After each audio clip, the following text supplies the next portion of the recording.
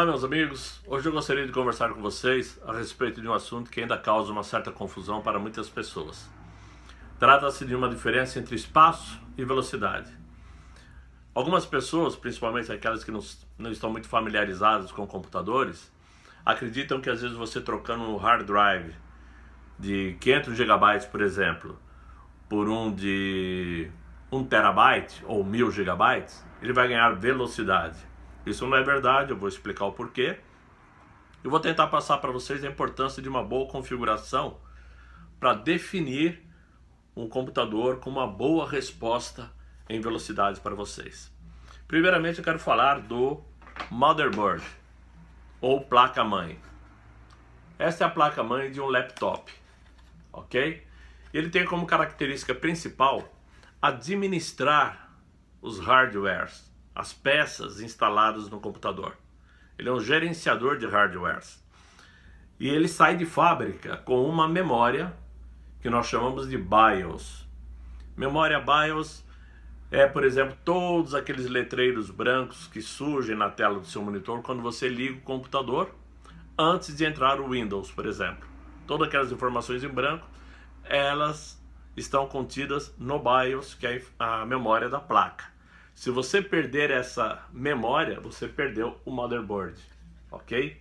Eu não tenho serventia. Toda a placa-mãe tem uma velocidade, e quanto maior a velocidade dela, maior o desempenho de administração, ok? Depois nós temos o processador, que, como a própria palavra já diz, processa as informações. Esse é um processador de um desktop, um computador de mesa. E assim como o motherboard, ele tem uma velocidade. Quanto maior a velocidade dele, mais rápido o processamento.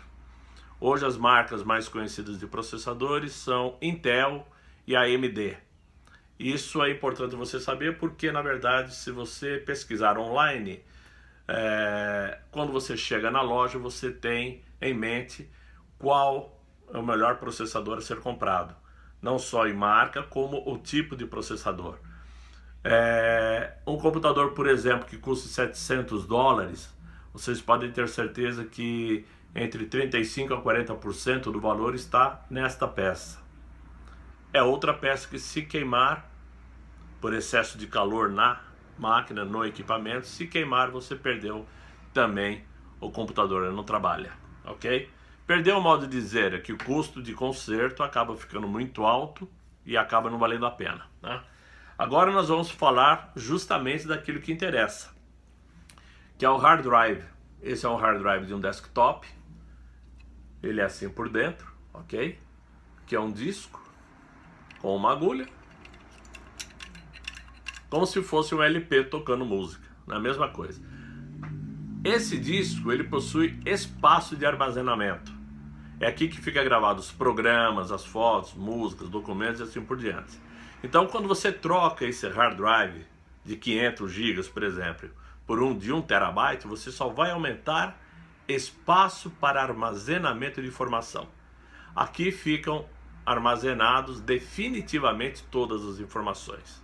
A única coisa que pode dar uma pequena diferença, muito sensível, é que a rotação desse disco, os hard drives mais antigos possuíam 5.400 rotações por minuto.